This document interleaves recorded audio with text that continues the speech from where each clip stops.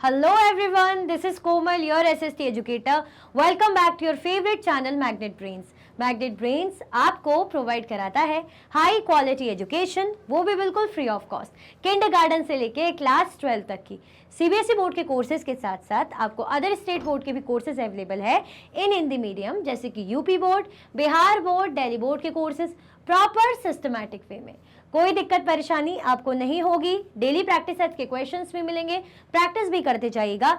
E books और e notes की link आपको डिस्क्रिप्शन बॉक्स में अवेलेबल है, तो भटकने की बात नहीं बनती है। आज हम क्या करने वाले हैं, most important questions. Most important questions मुझे नहीं लगता मुझे बताने की जरूरत है इनकी इंपॉर्टेंस, क्योंकि इसके नाम में ही है इंपॉर्टेंट, यानी बड़े ही जरूरी है। क्या है ये? बड़े ही जरूरी है। ठीक है, तो क्या कर दो आप, सबसे पहले लाइक शेयर कर दो, उसके बाद बढ़िया बढ़िया क्वेश्चन से हम स्टार्ट करते हैं अपनी क्लास को, मोस्ट इंपॉर्टेंट क्वेश्चंस के, है ना। चलो, चैप्टर बहुत अच्छा था, अशोका का था, मौर्यन एम्पायर का था। ठीक है, तो अब देखते हैं कितना याद है, कितना भूल गए हैं। बाकी एमसीक्यूज में 35 हमारे ऑलमोस्ट क्वेश्चंस थे, तो उसका स्कोर भी आपने बता ही दिया था, है ना। तो अब देखते हैं एमसीक्यूज, तो चलो ठीक है, वो तो अक्कड़ पक्कड़ बम्बे बो से भी हो ही जाता है, लेकिन यहाँ पे ही काम नहीं चलता ना, यहाँ पे तो आंसर करना होता है। चलो स्टार्ट करें। कर दिया लाइक, कर दिया शेयर। चलो, वेरी शॉर्ट, शॉर्ट लॉन्ग, जो पैटर्न चलता है वैसे ही चलेगा। Right a very short note about Chandragupta Maurya. Chandragupta Maurya के बारे में हमें वेरी शॉर्ट नोट, क्योंकि वेरी शॉर्ट आंसर टाइप है, तो वेरी शॉर्ट छोटा सा नोट हमें जानकारी, इंफॉर्मेशन किसके बारे में लिखनी है, चंद्रगुप्त मौर्य के बारे में लिखनी है। किसके बारे में? चंद्रगुप्त मौर्य, जो कौन थे, जो फाउंडर थे मौर्यन एम्पायर के। ठीक है, मौर्यन एम्पायर जिन्होंने स्थापित किया था, स्टैब्लिश किया था, कौन थे? चंद्रगुप्त मौर्य, जो किनके दादाजी थे? ग्रैंडफादर थे अशोका के। ठीक है, किसकी हेल्प से किया था इन्होंने? ऑलमोस्ट कितने सालों पहले किया था? 2300 years ago, with the help of Chanakya. जरा देखिए भाई, हमारा वेरी शॉर्ट नोट यही कह रहा है या कुछ ज्यादा कुछ कह रहा है, देखते हैं।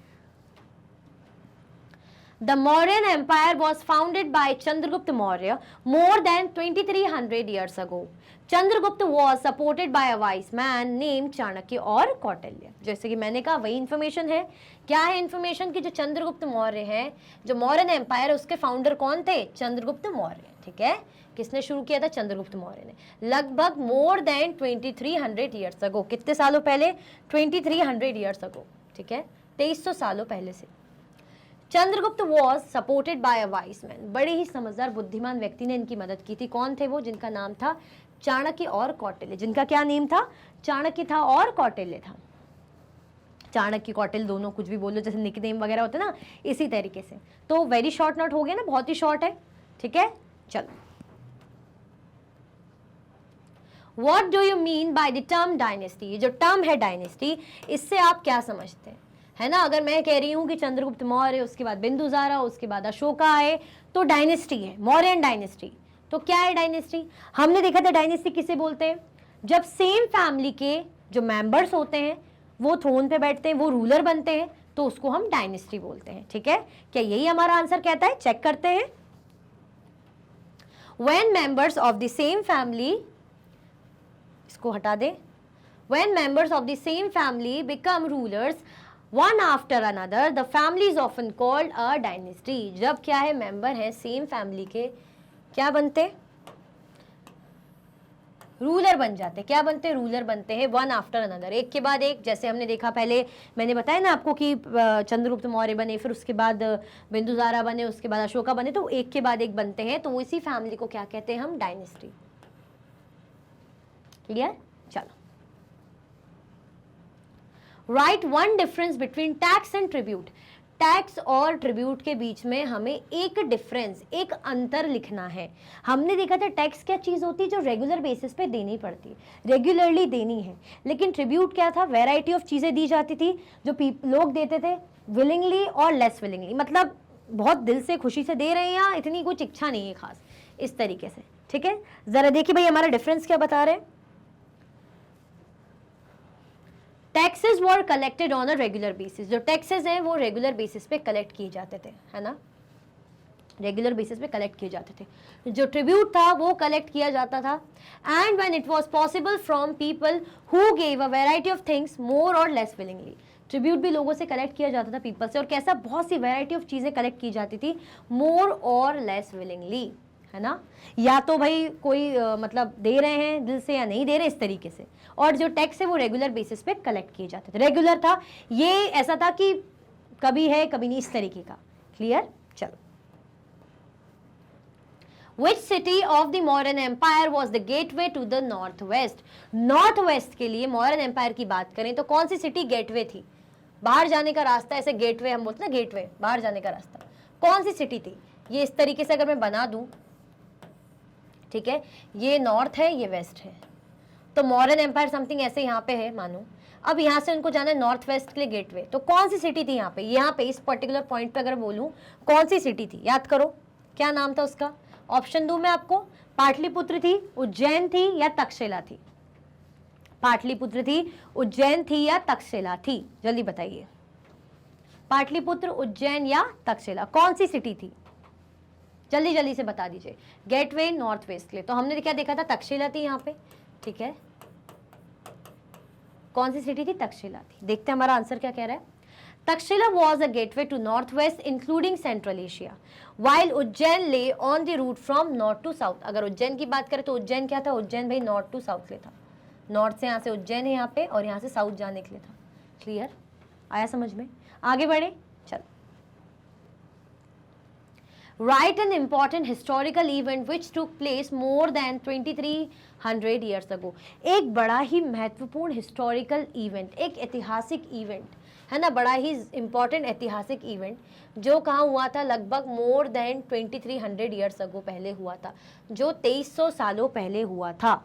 एक बड़ा ही ऐतिहासिक या महत्वपूर्ण इवेंट क्या हुआ था मोर देन 2300 ईयर्स अगो? अभी हम शॉर्ट नोट देख रहे थे तो उसमें भी पढ़ा था ना हमने, क्या था? कोई एम्पायर जो है एस्टैब्लिश हुआ था, कौन सा एम्पायर एस्टैब्लिश हुआ था? मौर्यन एम्पायर, ठीक है, यही हुआ था ना। चलो, Mauryan empire began more than 2300 years ago. जैसे कि मैंने कहा कौन सा एम्पायर बड़ा ही इंपॉर्टेंट था, मौर्यन एम्पायर। उसमें इतने इंपॉर्टेंट राजा, इतने इंपॉर्टेंट सम्राट जो थे, अशोका, ठीक है, क्लियर? चलो, question number 6, what did the Dhamma mahatmas do? Dhamma mahatmas क्या काम करते थे? ठीक है, धमा महात्मास का क्या काम था? धमा मतलब क्या होता है, कोई मुझे कमेंट में बताएगा, धमा का मतलब क्या होता है? धमा हमने देखा था प्रकृत वर्ड है किसका? धर्म का। जो धर्म क्या है, संस्कृत में बोलते हैं धर्म को, तो उसका प्रकृत में हम धमा वर्ड बोलते हैं। तो धमा महात्मा का क्या काम था? वो क्या करते थे? स्प्रेड कर रहे थे, है ना, जो धर्म की चीजें, जो धर्म की बातें, उसको मतलब ऐसे ऑफिशियल्स अपॉइंट किए गए थे जो किसका ध्यान रखते थे? धमा, धर्म को स्प्रेड करने का। देखते हैं, चलो। Ashoka appointed officials known as Dhamma Mahatma who went from place to place teaching people about Dhamma। मैंने बताया ना, ऑफिशियल्स थे जिनको अपॉइंट करा था किसने? अशोका ने। क्या थे? ऑफिशियल्स थे। किसने अपॉइंट करा था? अशोका ने अपॉइंट करा था इन ऑफिशियल्स को, जिन्हें क्या कहा जाता है? धमा महात्मा कहा जाता है। हु वेंट फ्रॉम, जो प्लेस टू प्लेस जाते थे और लोगों को, पीपल को टीच करते थे। किस बारे में? धर्म का ज्ञान देते थे, धमा के बारे में बताते थे। क्लियर? आया समझ में? आगे बढ़े, चलो। Name some of the important cities of the Mauryan empire. Important cities का नाम बताना है हमें मौर्यन एम्पायर के टाइम की, जो क्या है, इंपॉर्टेंट सिटीज का नाम बताना है हमें मौर्यन एम्पायर की। तो बताइए भाई वो कौन सी इंपॉर्टेंट सिटी थी मौर्यन एम्पायर की, जल्दी से बता दीजिए। हमने देखी थी ना कुछ इंपॉर्टेंट सिटी, क्या क्या देखी थी हमने? पाटलिपुत्र देखी थी, उज्जैन, तक्षशिला, ये सब देखी थी। जरा देखते हैं। There were several cities in the Mauryan Empire, including capital Pataliputra, Takshashila and Ujjain.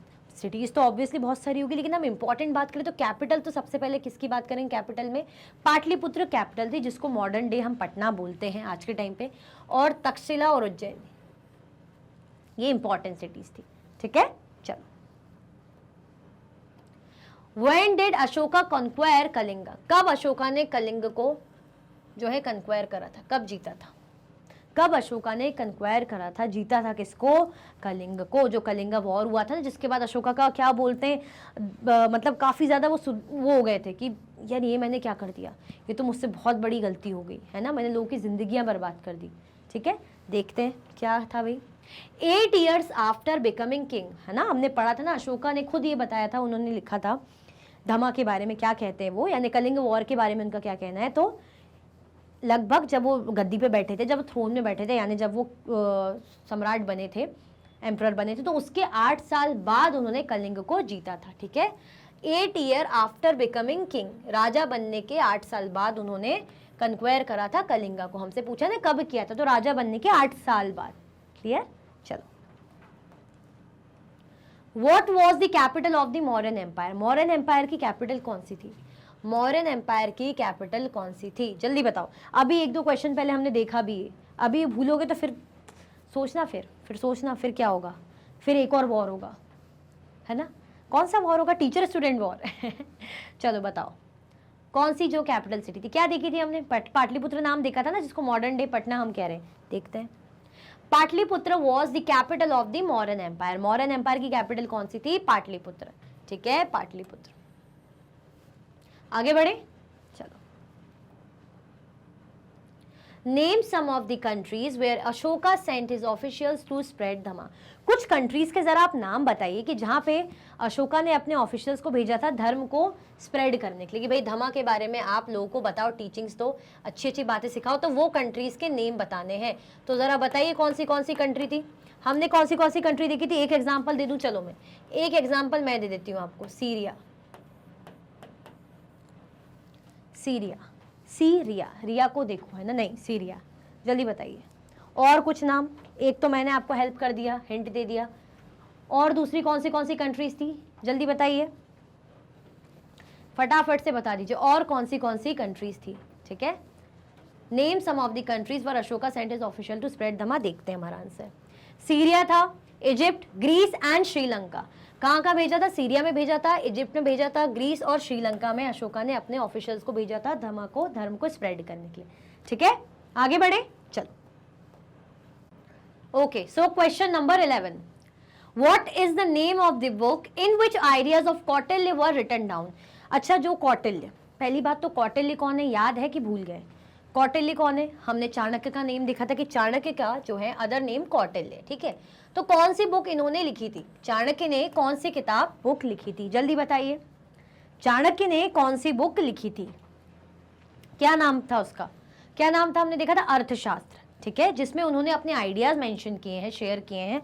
क्या थी वो book, ideas of Kautilya were written down in the book Arthashastra. किसमें लिखे, अर्थशास्त्र में। ठीक है, क्लियर, आगे बढ़े, चलो। How are empires different from kingdoms. अब शॉर्ट आंसर टाइप क्वेश्चन, अभी बिल्कुल वेरी शॉर्ट चल रहे थे।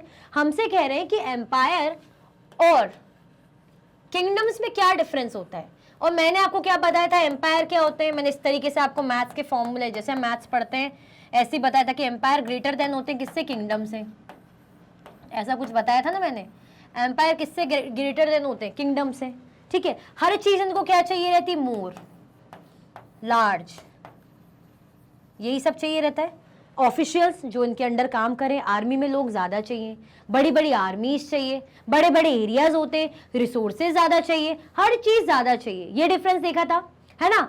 एम्पायर में कौन रहते हैं, एम्परर रहते हैं। किंगडम में कौन रहते हैं, किंग रहते हैं। एम्पायर यानी साम्राज्य, एम्पायर में एम्परर यानी सम्राट। ठीक है, किंगडम में, किंगडम क्या बोलते हैं, उसे राज्य बोलते हैं, और किंगडम में किंग होते हैं यानी राजा। क्लियर, आया समझ में, कोई कंफ्यूजन, दिक्कत तो नहीं। चलो अब देखते जरा हमारा आंसर क्या डिफरेंस बता रहा है। ये तो मैंने जस्ट ब्रीफ दिया था आपको। Emperors need more resources than kings because empires are larger than kingdoms। जैसे कि मैंने आपको बताया है कि emperors को, जो सम्राट बोल रहे हैं जिनको हम, need more resources than kings। जो emperors होते हैं उनको king से ज़्यादा, राजाओं से ज़्यादा क्या चाहिए रहती है, resources की ज़रूरत होती है। Because empires are larger than kingdom, क्योंकि एम्पायर्स किससे बड़े होते हैं, किंगडम से बड़े होते हैं। And need to be protected by big armies, और इनको कौन प्रोटेक्ट करता है, बिग आर्मीज। बड़ी बड़ी आर्मीज चाहिए होती प्रोटेक्ट करने के लिए। जब बड़ा एम्पायर रहेगा, आर्मीज ज्यादा चाहिए पड़ेगी, रिसोर्सेज ज्यादा चाहिए पड़ेगा, हर चीज ज्यादा चाहिए पड़ेगी ना। हम बोलते हैं हमारा घर इतना बड़ा है तो घर में इतना सारा सामान है ना, हर रूम में अलग अलग भाई बेड है ना, चेयर्स हैं, टेबल लगी हुई है, टीवी भी रखने लग गए आजकल, एसी वगैरह, तो ज्यादा। अब यही 2 रूम का हो तो बस 2 जगह अगर बेड है, एक में बेड है या सोफा है, जो भी, इस तरीके से हर चीज ज्यादा चाहिए। हम बोलते हैं जितना बड़ा घर तो उसमें पेंटिंग का कितना खर्चा आता है, पुताई वगैरह का, क्यों? ज्यादा कराना पड़ता है। अब ऐसे ही अगर एम्पायर बड़ा है तो हर चीज ज्यादा चाहिए। So they also need a larger number of officials who collect taxes. इसीलिए जो एम्पायर्स होते हैं उनको क्या चाहिए पड़ता है? लार्जर नंबर ऑफ ऑफिशियल्स, ज्यादा से ज्यादा नंबर ऑफ ऑफिशियल्स चाहिए पड़ते हैं हु कलेक्ट टैक्सेस, जो क्या कलेक्ट करते हैं? जो टैक्स कलेक्ट करने का काम करते हैं। क्लियर हुआ? आया समझ में? कोई कंफ्यूजन, दिक्कत तो नहीं है? आगे बढ़े, चलो तो एक बार और देख लेते फटाक से, फिर बढ़ते हैं आगे। कंफ्यूजन तो नहीं। देखो एम्परर यानी एम्पायर को हर चीज किंगडम से ज्यादा चाहिए पड़ती है, दैट्स इट। चाहे रिसोर्सेज हो, चाहे आर्मी हो, चाहे टैक्स कलेक्शन के लिए ऑफिशियल्स हो, हर चीज। चलो, why do you think Ashoka was a unique ruler? क्यों आपको ऐसा लगता है कि जो अशोका है वो यूनिक रूलर है? क्यों ये आपको या हमें इतने जो यूनिक लगते हैं? हमने देखा था ना कि वर्ल्ड के पहला ऐसा कोई रूलर है, कोई ऐसा भाई राजा था जो वॉर को जीतने के बाद भी उसने गिव अप कर दिया था कि अब मैं दोबारा वॉर नहीं करूंगा। जिसने क्या फैसला ले लिया था कि दोबारा वॉर कभी नहीं करूंगा। इवन उन्होंने टीचिंग से इंस्क्राइब भी कराया था अपने बच्चों के लिए कि अगर उनके बेटे हैं तो बेटों के भी बेटे होंगे तो वो भी कभी कोई वॉर ना करे, कोई बैटल ना करे। ठीक है, ऐसा कुछ था। देखते हैं इनके बारे में। Ashoka was a unique rule because of the following reasons. ये रूलर है। The most famous Mauryan ruler was Ashoka. देखो सबसे पहले मोस्ट फेमस मौर्यन में से, मौर्यन एम्पायर के फेमस जो ज्यादातर थे, ज्यादा फेमस हम बोलेंगे अशोका थे। वैसे तो एस्टैब्लिश चंद्रगुप्त मौर्य ने किया था, वो भी बहुत इंपॉर्टेंट थे, लेकिन फेमस कौन थे? फेमस तो अशोका थे। He was the first ruler who tried to take his message to the people through inscriptions. ये क्या थे? ये पहले से रूलर थे जिन्होंने अपने मैसेज, अपनी चीजें को क्या कराया था? अपनी चीजों को जो भी वो बताना चाह रहे, अच्छी टीचिंग्स देना चाह रहे, अच्छी अच्छी बातें सिखाना चाह रहे, तो इंस्क्रिप्शंस के थ्रू कन्वे करते थे। पहले रूलर थे, सबसे पहले। ठीक है। Most of Ashoka's inscriptions were in Prakrit and were written in the Brahmi script. Ashoka's की जो इंस्क्रिप्शंस हैं वो हमें किस में मिलेंगे? प्राकृत लैंग्वेज में मिलेंगे। और स्क्रिप्ट कौन सी यूज होती है? ब्राह्मी स्क्रिप्ट। ठीक है, क्लियर हुआ? आया समझ में? कोई कंफ्यूजन, दिक्कत तो नहीं? तो क्या टीचिंग दे रहे हैं, क्या ज्ञान दे रहे हैं? यही दे रहे हैं ना कि भाई खून खराबा ना हो, शांति बनी रहे, आपस में लोगों की लड़ाई ना हो, एक दूसरे के रिलीजन को क्रिटिसाइज ना किया जाए, कम ना समझा जाए, है ना, सर्वेंट के साथ बुरी तरह से ट्रीट ना हो, अच्छी अच्छी बातें सिखाई थी, है ना, धर्म को प्रमोट किया था, यानी धर्म को प्रमोट किया था। क्लियर? कोई कंफ्यूजन, दिक्कत तो नहीं? आगे बढ़े, चलो। Question number 14, right in brief about Ashoka's war in Kalinga.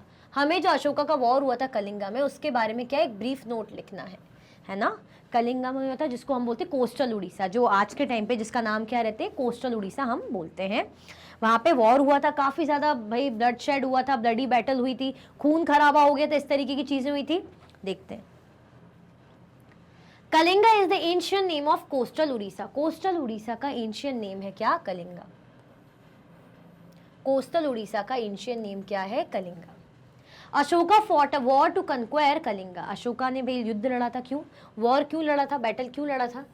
Kalinga को जीतने के लिए। क्या करने के लिए? कलिंग को जीतने के लिए। कलिंग को क्या करने के लिए भाई? कलिंगा को जीतने के लिए। ठीक है, काफी टाइम से चला आ रहा था, चाह रहे थे कि भाई प्रॉस्परस स्टेट था, एरिया था, तो उसको जीतना चाह रहे थे। However, he was so horrified when he saw the violence and bloodshed that he decided not to fight any more wars.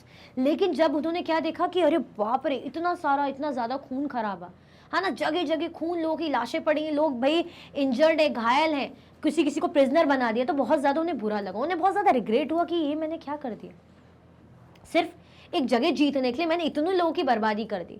वो तो उनकी तो जान नहीं गई, साथ में जो उनसे जुड़े हुए लोग हैं, जो उनके परिवार के लोग हैं बेचारे, वो भी सफ़र करते रहेंगे ज़िंदगी भर। तो उन्हें ये पूरा जो नज़ारा देख के कैसा लगा कि कितना ज़्यादा वायलेंस है, हॉरिफाइड, बहुत ज़्यादा, मतलब उनको बुरा लगा, है ना, बहुत ज़्यादा उनको लगा कि भाई देखो कितना ब्लड शेड, पूरा खूनी खून सब जगह ऐसा हो गया। तो उन्होंने फैसला कर लिया कि अब ये जो चीज़ हो गई, लेकिन अब इसके बाद मैं कभी भी कोई वॉर, कोई भी लड़ाई नहीं लड़ूंगा। उन्होंने डिसाइड कर लिया। He is the only king in the history of the world who gave up conquest after winning a war. यही जो पहले ऐसे किंग थे, ऐसे राजा थे हिस्ट्री में कहा जाए वर्ल्ड के, जिन्होंने भाई वॉर जीतने के बाद क्या कर लिया था कि अब मैं कभी युद्ध नहीं करूंगा। होता है ना जब हम कोई युद्ध जीत लेते तो हमें एक वो आता है कि वाह अब तो मैं जरूर मतलब आगे और बैटल करूंगा, लेकिन उन्होंने क्या करा? उल्टा, ऑपोजिट। युद्ध जीतने के बाद जब उन्होंने देखा कि ये तो बहुत खून खराब हो गया, जिंदगी बर्बाद हो गई, क्या फायदा ये सब करके, किस लिए? लोगों की जिंदगी बर्बाद करके भी जिया तो क्या जिया, इस तरीके से उनको फील हुआ, तो उन्होंने फैसला कर लिया कि अब मैं कोई वॉर नहीं करूँ। क्लियर? तो ये हुआ था कलिंगा वॉर में। ठीक है, आगे बढ़े, चलो। What were the other methods followed by Ashoka to spread धमा? कौन से जो है अदर मेथड्स यूज करे गए, ठीक है, अशोका ने फॉलो करे धमा को स्प्रेड करने के लिए, धर्म को स्प्रेड करने के लिए? देखते हैं। Ashoka felt it was his duty to solve the problems of the people of his empire. Ashoka को क्या लगता था कि भाई मैं क्या हूँ, एज अ फादर, जैसे फादर क्या करते हैं, अपने बच्चों को अच्छी शिक्षा दीक्षा देते हैं, अच्छी अच्छी बातें सिखाते हैं कि वो अच्छे इंसान बने, उनकी प्रॉब्लम्स को दूर करते हैं। वो क्या चाहते हैं कि ऐसे मतलब हिंसा को ना अपनाए, वायलेंट ना बने, अच्छे बने, ठीक है, गुड ह्यूमन बीइंग बने। तो अशोका ने सोचा कि मेरी जिम्मेदारी है कि क्या करूं मैं, लोगों की जो प्रॉब्लम है, जो मेरे एम्पायर में लोग हैं, उनकी प्रॉब्लम को सॉल्व करूं। So he appointed officials known as the Dhamma Mahatma who went from place to place teaching people about Dhamma। अब उन्होंने क्या करा, उन्होंने जो धम्म महात्मा को, धम्म महात्मा कौन, धम्म महात्मा जो ऐसे ऑफिशियल्स जो रिलीजियस काम करते हैं, उनको क्या करा, प्लेस टू प्लेस, क्या करा, प्लेस टू प्लेस उनको भेजा, ताकि वो क्या करें, अच्छी अच्छी चीज़ें लोगों को, धर्म से रिलेटेड जो भी है अच्छी अच्छी चीज़ें, धम्मा की चीज़ें लोगों को बताएं। Ashoka also sent messengers to spread ideas about Dhamma to other lands such as Syria, Egypt, Greece and Sri Lanka। Even उन्होंने ऐसा नहीं कि सिर्फ अपने एरिया में, है ना, अब सब मतलब और भी जगह जगह, सीरिया भेजा, इजिप्ट भेजा, ठीक, श्रीलंका, बहुत सी जगह भाई लोगों को भेजा, अपने मैसेंजर को भेजा, ताकि ये लोग क्या करें, धर्म को स्प्रेड कर सके, क्या कर सके, धर्म को स्प्रेड कर सके। क्लियर आया समझ में? तो अशोका ने क्या सोचा कि भाई ये मेरी जिम्मेदारी है अब कि मैं क्या करूं, धर्म को स्प्रेड करूं, लोगों को अच्छी अच्छी टीचिंग्स दूं, लोगों की प्रॉब्लम को सॉल्व करूं। तो इन्होंने धम्म महात्मा जो ऑफिशियल से उनको क्या करा, अपॉइंट करा कि आप जाइए, एक जगह से दूसरी जगह जाइए और अच्छे अच्छे मैसेजेस दीजिए, धर्म के बारे में लोगों को बताइए, लोगों को अच्छा इंसान बनने के बारे में बताइए कि ये लड़ाई झगड़ा अहिंसा है ना, ये घर में झगड़ा आपस में जो लड़ाई झगड़े होते हैं, या आप जो अपने सर्वेंट के साथ इल ट्रीटमेंट करते हो, ये सब ना करें, अच्छे से रहें, खुशहाल रहें, दूसरों की रिस्पेक्ट करें। क्लियर आया समझ में? इवन इन्होंने जो कह सकते कि सब कॉन्टिनेंट की तो बात ठीक है, इन्होंने बाहर भी अदर कंट्रीज में भी लोगों को भेजा, अपने मैसेंजर्स को भेजा। जैसे कहाँ कहाँ भेजा, सीरिया में, इजिप्ट, ग्रीस और श्रीलंका। क्यों भेजा? धर्म को स्प्रेड करने के लिए, धमा को स्प्रेड करने के लिए। क्लियर? चलो अच्छा, 15 क्वेश्चन हमारे हो गए। अभी तक आप लोग ने लाइक किया कि नहीं किया? फटाफट से क्या कर दो भाई, लाइक शेयर कर दो, जल्दी जल्दी से लाइक शेयर कर दीजिए फटाफट से, फिर आगे बढ़ते हैं। फटाफट से क्या कर दो, लाइक एंड शेयर, जल्दी। चलो, What did Megasthenes right about Pataliputra? Megasthenes का क्या लिखना था पाटलिपुत्र के बारे में? मेगास्थनीज को किसने भेजा था? सेल्यूकस निकेटर ने भेजा था। ठीक है, तो मेगास्थनीज का क्या कहना था? बड़ी तारीफ कर रहे थे, बोल रहे थे ना कि बहुत अच्छा, बहुत बढ़िया सा एम्पायर है, बिल्कुल मतलब सोने की पालकी में जो है सम्राट आ रहे हैं, इस तरीके से। चलो, things Megasthenes wrote about Pataliputra, चीजें जो मेगास्थनीज ने पाटलिपुत्र के बारे में लिखी थी, जरा देखते हैं। This is a large and beautiful city, it is surrounded by a massive wall. ये कैसी है? बहुत ही खूबसूरत और बहुत ही बड़ी सिटी है भाई, एम्पायर है, एम्पायर तो अच्छा बड़ा होता ही है, तो बड़ी और बड़ी ही खूबसूरत सी सिटी है, अच्छी लार्ज भी है ना, और बड़ी प्यारी सी सिटी है। It is surrounded by a massive wall, इसके आसपास क्या है? इसको किसने सराउंड कर रखा है? बड़ी बड़ी ऊंची ऊंची दीवारों ने। It has 570 towers and 64 gates, इसमें कितने टावर्स हैं? 570 टावर्स हैं और 64 गेट्स हैं। The houses of 2 and 3 storeys are built of wood and mud brick, जो घर हैं वो किससे बने? जो घर कैसे हैं? घर में जो है डबल और ट्रिपल ऐसे स्टोरीज जो घर हैं किससे बने हैं? ये बने हुए हैं वुड, लकड़ी से, और मड ब्रिक से, है ना, मिट्टी की ईंट से। The Kings palace is also of wood and decorated with stone carving, जो किंग्स का पैलेस है, जो मतलब राजा का जो महल है, वो कैसा है? किससे बना है? वुड से बना है। ठीक है, and decorated with stone carvings, और उसमें कैसी डेकोरेशन कर रखी है? पत्थरों की खूबसूरत सी उसमें डेकोरेशन कर रखी है ना, लकड़ी से बना हुआ महल है और पत्थर से डेकोरेशन कर रखी है। It is surrounded with gardens and enclosures for keeping birds, इसके आसपास क्या है? गार्डन्स है ना, और क्या है? जो एनक्लोजर्स बने हुए बर्ड्स को कीप करने के लिए, पक्षियों को रखने के लिए। क्लियर। तो इस तरीके से किसने बताया था, मेगास्थनीज ने बताया था कि भाई बहुत खूबसूरत बड़ी सी सिटी थी, है ना। जो घर थे कैसे थे, डबल या ट्रिपल स्टोरीज जो घर थे, है ना, 2-3 स्टोरीज के मकान थे, लगभग 570 टावर और 64 गेट्स थे, बड़ी सी मैसिव वॉल थी, ठीक है। क्या है, किंग का जो पैलेस है वो कैसे बड़ा प्यारा सा है, वुड से बना है, लकड़ी से, उसमें जो है स्टोन की कार्विंग की गई है। तो ये सब किसने लिखा था, मेगास्थनीज ने पाटलिपुत्र के बारे में। क्लियर। चलो, why did Ashoka want to spread Dhamma, Ashoka क्यों भाई जो है धर्म को स्प्रेड करना चाह रहे थे, क्यों चाह रहे थे कि धर्म को स्प्रेड करा जाए, धर्म को फैलाया जाए। क्या मिल रहा था उन्हें भाई फैला के, इन्होंने ये ले रखा था कि इनकी रिस्पॉन्सिबिलिटी की धर्म को फैलाया जाए। कुछ तो बात होगी जो इन्होंने सोचा हो कि हमें क्या करना चाहिए, धर्म को स्प्रेड करना चाहिए, ठीक है। तो why did Ashoka want to spread Dhamma, देखते हैं।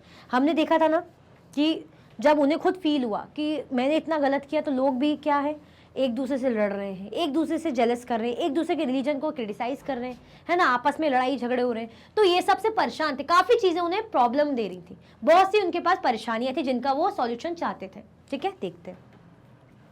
Ashoka wanted to spread Dhamma because Ashoka felt that he had a duty to instruct his subjects and he was also inspired by the teachings of the Buddha. अब इनको लगा था कि ये मेरी responsibility क्या है, ये मेरी ड्यूटी है। अशोका कहते थे कि भाई मेरी ड्यूटी है कि मैं क्या करूं, अपने सब्जेक्ट्स को इंस्ट्रक्ट करूं। He was also inspired by teachings of Buddha, और बुद्धा की टीचिंग से क्या थे, इंस्पायर्ड थे।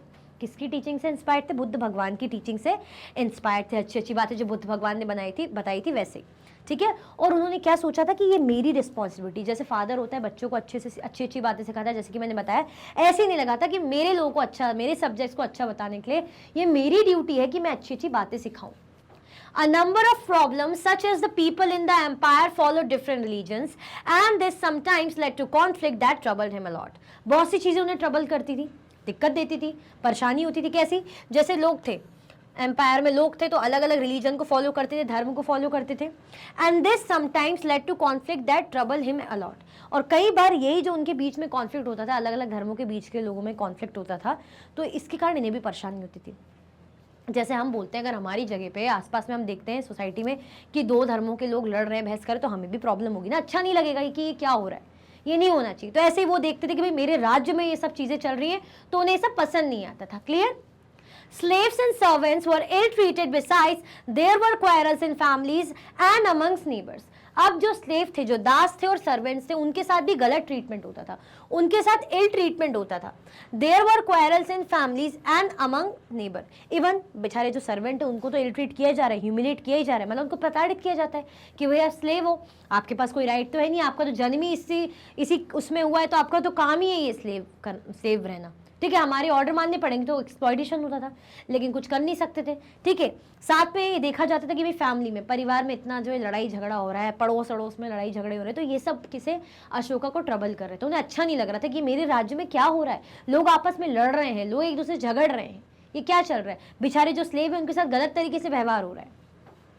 Ashoka felt it was his duty to solve these problems, so he appointed officials. Ashoka को ये फील हुआ कि ये मेरी ड्यूटी भाई कि इन प्रॉब्लम्स को सॉल्व करूं, है ना, क्योंकि वो राजा भी थे, है ना, उनके सम्राट थे, तो उन्हें लगा कि मेरा जो है फर्ज बनता है कि मैं क्या करूं, इनको ये सारी दिक्कतों को सॉल्व करूं। तो इन्होंने क्या करा, ऑफिशियल्स को अपॉइंट करा। कौन थे ऑफिशियल्स, क्या नाम था उनको, क्या बोलते थे उनको, धम्म महात्मा, है ना, जो धम्म को स्प्रेड करते थे, धम्म को स्प्रेड करने के धम्म महात्मा रखे हुए थे। धम्म मतलब धर्म को स्प्रेड करने के लिए जो है धम्म महात्मा अपॉइंट किए गए थे, ऑफिशियल्स, ठीक है। Who went from place to place teaching people about धम्मा, जो क्या करते थे, प्लेस टू प्लेस जाते थे और जो पीपल है, लोगों को क्या करते थे, धम्मा के बारे में टीच करते थे, धम्मा के बारे में बताते थे। जब लोग अच्छी चीज़ें सीखेंगे तो पॉजिटिविटी आएगी, है ना, उनकी भाई आंखें खुलेंगी कि लड़ना झगड़ना नहीं चाहिए, सबका अपना अपना धर्म है, उसकी रिस्पेक्ट करो, उनके धर्म में कुछ है वो उसको फॉलो करते तो उसकी रिस्पेक्ट करो, आप क्यों क्रिटिसाइज कर रहे हो, आपस में मत झगड़ो, अगर आपके सर्वेंट है तो उसके साथ गलत व्यवहार मत करो, वो भी इंसान है। तो अच्छी अच्छी बातें सिखाने के लिए भेजा था, किसने रखा था, ऑफिशियल्स को अपॉइंट किया था अशोका ने। क्यों, क्योंकि उन्हें लगा ये मेरी रिस्पॉन्सिबिलिटी है। क्लियर आया समझ में कि क्यों अशोका स्प्रेड करना चाह रहे थे धमा, क्योंकि वो काफ़ी कुछ प्रॉब्लम से मतलब ट्रबल्ड थे, उनको लग रहा था कि ये प्रॉब्लम्स को सॉल्व करने की ज़्यादा से ज़्यादा जल्दी से जल्दी ज़रूरत है। आगे बढ़े, चलो। The empire was a vast territory. How did the emperors run the empire. Empire क्या थे, एम्पायर वास्ट टेरिटरी थी, है ना। तो how did the emperors run the empire, कैसे जो एम्पायर से एम्परर से मतलब जो सम्राट है वो साम्राज्य को चलाते थे, है ना। हमने देखा था ना रूलिंग द एम्पायर, ये टॉपिक हमने पढ़ा था कि टैक्स कलेक्शन करना, ऑफिशियल्स को अपॉइंट करना, गवर्नर्स वगैरह, ये सारी चीजें हमने देखी थी। अगर ऑफिशियल्स भी बात नहीं मान रहे तो उनको भी पनिश किया जाता था, बहुत सारी चीजें हमने देखी थी, ठीक है। तो बोल रहे हैं कि कैसे जो एम्पायर है वास्ट टेरिटरी, कैसे जो एम्परर है एम्पायर को रन करते चलाते, देखते हैं। The emperor run the empires as the ruling pattern was varying in empires due to largest of the empire। देखो रूलिंग पैटर्न क्या करता था, फर्क करता था।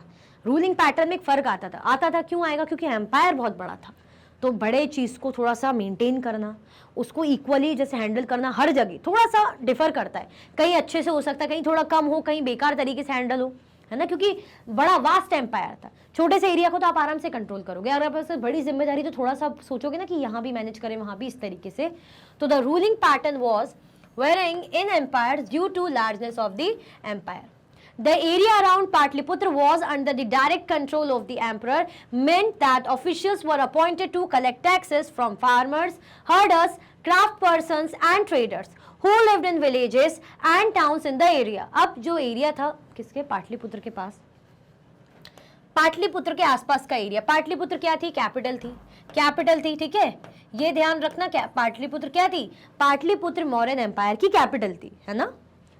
अब यहाँ पे क्या था, डायरेक्ट कंट्रोल था एम्परर का। जब कैपिटल है, राजधानी है, जैसे हम बोलते हैं सुप्रीम कोर्ट हमें कहाँ मिलेगा, दिल्ली में मिलेगा, राजधानी है वो।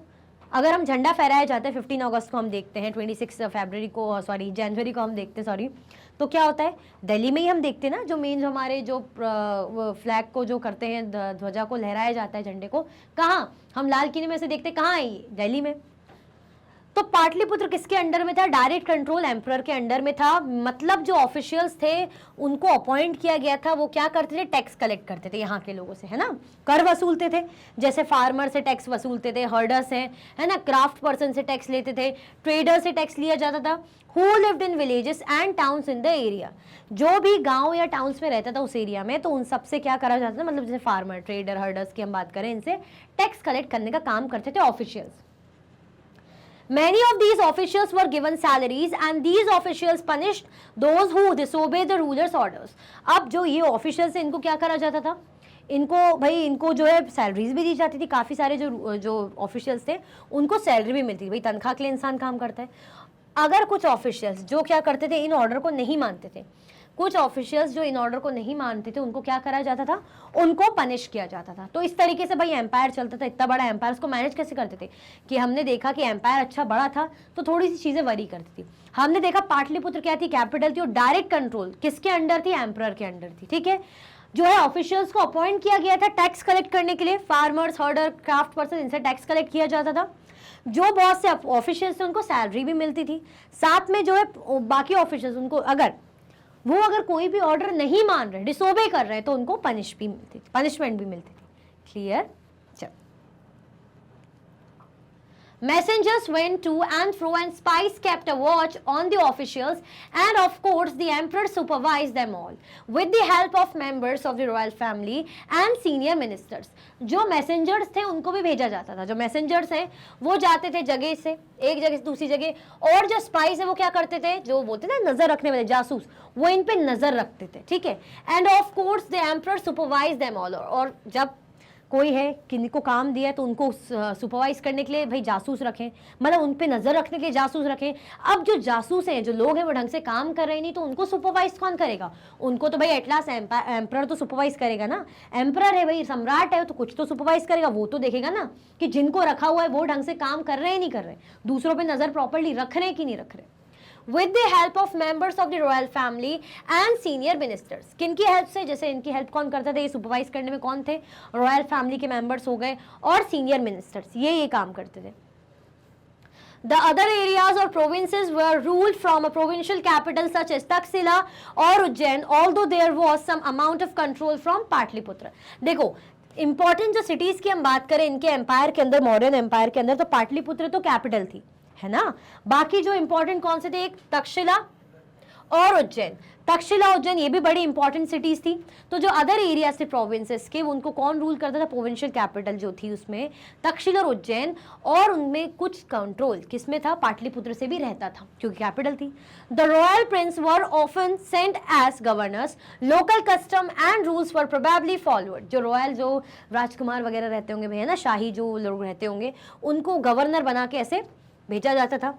Local customs and rules were probably followed, भाई जो कस्टम्स है, जो रूल्स है, उनको ऑलमोस्ट फॉलो किया जाता था। तो इस तरीके से जो है एम्पायर चलता था, इतना वास्ट एम्पायर इस तरीके से मैनेज किया जाता था। ठीक है, क्लियर हुआ? चलो, question number 19, how has Megasthenes describe the emperors appearance in public. अच्छा, मेगास्थनीज ने जो है एम्परर की, अभी तो हमने पाटलिपुत्र का देखा था कि पाटलिपुत्र के बारे में कैसे बताया, लेकिन एम्परर यानी सम्राट का जो लुक है, जो सम्राट की अपीयरेंस है, उसके बारे में मेगास्थनीज का क्या कहना है, ये हमसे पूछ रहे हैं। ठीक है, देखते हैं। हमने अच्छा क्या देखा था, याद करो। हमने देखा था ना कि अच्छे एलिफेंट पे बैठे हैं, गोल्डन पैलिंक्वीन अच्छे से बिल्कुल सोने की पालकी में है ना, इस तरफ दोनों तरफ उनकी वुमेन गार्ड है ना, ये सब हमने देखा था। चलो और देखते हैं क्या देखा था। Megasthenes described the emperor's appearance in the public as the occasions on which the emperor appeared in public were celebrated with grand royal procession। जो प्रोसेस होती थी भाई, जब जब भी सम्राट आते थे, पब्लिक से मिलते थे, पब्लिक के सामने अपेयर होते थे, तो बहुत ही ग्रैंड एक ओकेजन जैसा रहता है कि अरे बहुत बड़ा कोई समारोह है जैसे, है ना। तो बहुत अच्छे से, बहुत grand royal procession, proper process बहुत अच्छे ग्रैंड तरीके से होती थी। He was carried in a golden palanquin। उनको भाई गोल्डन, सोने की पालकी में ऐसे लेकर आया जाता था, है ना, पालकी में बैठे रहते ना राजा, इस तरीके से। His guards rode elephants decorated with gold and silver। अब जो उनके गार्ड है, एलिफेंट चलाएगा तो कोई और ही ना, महावत जिन्हें बोलते हैं, जो गार्ड है वो एलिफेंट चला रहे हैं, मतलब है ना, ऐसे जा रहे हैं साइड साइड में जो चला रहे हैं। और एलिफेंट कैसा, क्या डेकोरेट किया उसको? गोल्ड एंड सिल्वर से। भाई राजा का जो है, सम्राट का हाथी है, सम्राट उस पर बैठे, तो हाथी को भी तो डेकोरेट करेंगे ना, ऐसी थोड़ी प्लेन ऐसे ले आएंगे, उसको भी अच्छा सुंदर बनाएंगे। Some of the guards carried trees on which live birds, including a flock of trained parrots, circle above the head of the emperor। The king was normally surrounded by armed women। king के side में भाई women's भी रहती थी। king किसके आसपास, मतलब king के आसपास कौन रहता था भाई? आर्म्ड वुमेन, ऐसी औरतें भाई जो इनके पास वो रहता होगा वेपन्स वगैरह, वो किंग के आसपास सराउंड होकर खड़ी हुई रहती होंगी। तो कुछ गार्ड्स जो है क्या कैरी करते हैं? ट्रीज। उनके हाथ में ट्री होता था जिसमें बर्ड्स रहते थे, है ना। बर्ड्स में हम देखेंगे कि ऐसे ट्रेन पैरट्स भी थे, है ना। ऐसे पैरट्स किसको बोलते? तोते को बोलते, जो ट्रेंड होंगे, है ना, अच्छे समझदार होंगे, ट्रेन कर रखा होगा। Circle about the head of the emperor, है ना, जो सर्कल इस तरीके से बना के रखते थे एम्परर के सर के इस तरीके से इसके पास। ठीक है। He was afraid that someone might try to kill him। Even वो ये भी उनको ये रहता था कि उनके आसपास कौन रहती थी? आर्म्ड वुमेन रहती थी। क्यों? क्योंकि भाई एक रहता है कि राजा है, राजा को कहीं कोई इधर उधर से अटैक ना कर दे। जैसे नेता लोग आते हैं, है ना, नेता लोग आएंगे तो कैसे आएंगे? इतनी सारी गाड़ियां रहेंगी, एक गाड़ी निकलेगी उसके पीछे 5-6, लगता कोई साउथ की मूवी है ना, गार्ड्स रहेंगे। क्यों भाई? कोई कहीं से अटैक ना कर दे। तो ऐसे ही भाई राजा है, कोई दुश्मन राजा अटैक वटैक ना करवा दे। तो इस तरीके से क्या बता रहे थे? अपीयरेंस बताई थी किसने? मेगास्थनीज ने। ठीक है, चल। What were the important messages that Ashoka wanted to give to his subjects? क्या इंपॉर्टेंट मैसेजेस थे जो अशोका देना चाहते थे अपने सब्जेक्ट्स को? क्या इंपॉर्टेंट मैसेजेस थे? हमने देखा था ना, सब्जेक्ट्स को मैसेज दे रहे थे, रिस्पेक्ट करो, दूसरे के रिलीजन की रिस्पेक्ट करो, इस तरीके से कुछ बोल रहे थे। बहुत सी चीज़ें उन्होंने बताई थी। सर्वेंट्स को इल ट्रीट मत करो, क्योंकि वो जो चीज़ें देख रहे थे उससे परेशान थे। ठीक है, चलो।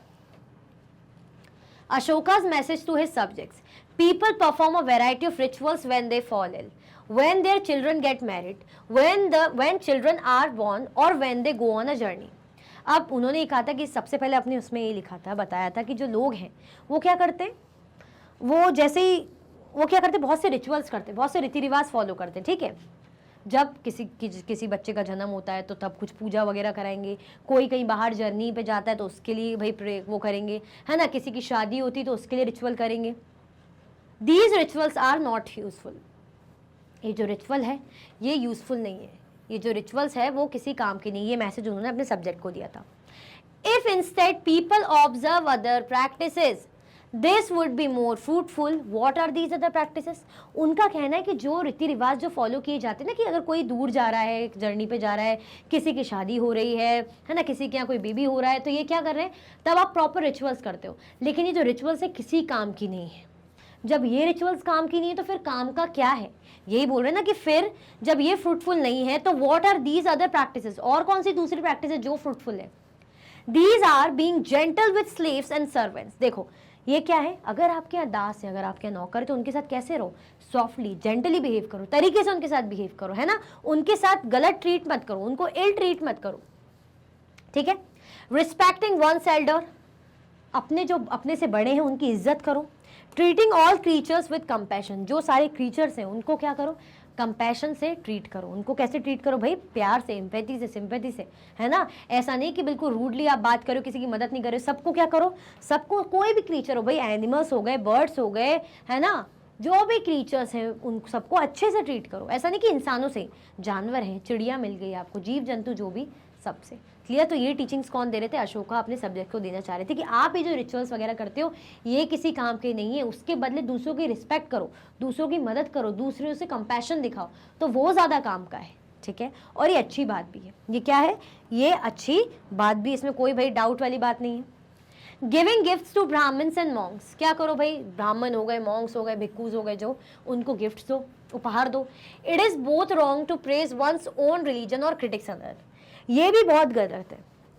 अगर आप क्या कर रहे हो, आप अपने धर्म की तारीफ कर रहे हो कि देखो हमारे इसमें ऐसा होता है, हमारा सही है, इन लोगों का तो तौर तरीका ही अलग है, तो उनको क्रिटिसाइज मत करो। Each one should respect the others religion, हर किसी को, कोई भी हो, दूसरे के धर्म का क्या करना चाहिए, रिस्पेक्ट करनी चाहिए। If one praises one's own religion while criticizing another's one is actually doing greater harm to one's own religion. अगर if one praises one's own religion, अगर मैं हूँ, मैं खुद का ही रिलीजन को प्रेस कर रही हूँ, है ना, और आपके दूसरे के रिलीजन को क्रिटिसाइज कर रही हूँ, उसकी आलोचना करते करते खुद के रिलीजन की तारीफ कर रही हूँ कि हाँ हमारे इसमें तो ऐसा होता है, पर पता नहीं आप लोग इसमें तो समझ में ही नहीं आता, सही नहीं लगता, क्या हुआ?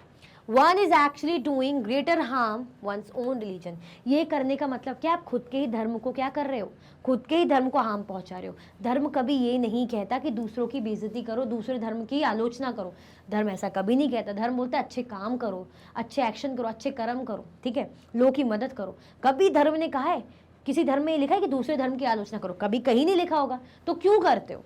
क्योंकि दूसरों के धर्म की आप आलोचना करके क्या कर रहे हो, खुद ही के धर्म को हार्म पहुंचा रहे हो। Therefore, one should try to understand the main ideas of another's religion and respect it. इसीलिए क्या बोल रहे हैं अशोका कि दूसरे के लिए, दूसरे की क्या करो, दूसरे के धर्म की रिस्पेक्ट करो। हम क्या करते हैं, बस हमारे ही धर्म है, हमारी चीज़ अच्छी है, दूसरे के भी कुछ आइडियाज़ होंगे, उनके कुछ फंडामेंटल्स होंगे भाई, उनके धर्म की चीज़ें होंगी, हम कौन होते हैं उनको भाई पॉइंट आउट करने वाले, और वही हम करते हैं, जो कि बहुत बड़ी बेवकूफ़ी और गलती है। उनकी चीज़ वो है ना, वो वैसा करते हैं, हमारी चीज़ है, कंपेयर क्यों करना, इसीलिए तो अलग है। क्लियर? इवन हम जो है एक ही फैमिली में, हमारे भाई बहन, क्या हम एक होते हैं क्या? उसका नेचर अलग होता है, हमें जैसे मेरे भाई का नेचर बहुत अलग है, मेरा अलग है, तो क्या करोगे भाई, क्या करोगे, लड़ लोगे, मार डालोगे, बैटल वॉर हो जाएगी क्या? नहीं ना। तो क्या कहते हैं अशोका कि दूसरे के रिलीजन की क्या करो, रिस्पेक्ट करो, ठीक है। सो और आप क्या कर दो, रिस्पेक्ट के साथ साथ फटाफट से लाइक कर दो और शेयर कर दो, जल्दी जल्दी से क्या कर दीजिए, लाइक शेयर कर दीजिए फटाफट से, ठीक है। फिर क्या है, आपका क्वेश्चन एंड है, जल्दी जल्दी से लाइक एंड शेयर। चलो,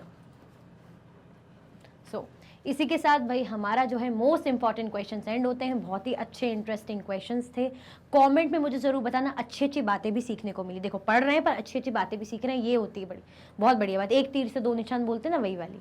तो लाइक करना बिल्कुल भी मत भूलना। अगर आप और भी वीडियो के लेक्चर्स देखना चाहते हैं तो आप मैग्नेट ब्रेन्स के यूट्यूब चैनल, एप्लीकेशन और वेबसाइट से देख सकते हैं। ई नोट्स और ई बुक्स की लिंक आपको डिस्क्रिप्शन बॉक्स में अवेलेबल है। ये सारे हाई क्वालिटी के कोर्सेज हैं जो कि 100% फ्री आपको अवेलेबल है। आप हमें अदर प्लेटफॉर्म पर भी फॉलो कर सकते हैं, फेसबुक, इंस्टाग्राम, एक्स, टेलीग्राम और व्हाट्सएप पे। ज़्यादा से ज़्यादा लाइक कीजिए, ज़्यादा से ज़्यादा शेयर कीजिए और चैनल को सब्सक्राइब करना बिल्कुल भी ना भूलें। अपना ख्याल रखें। Thank you so much for watching.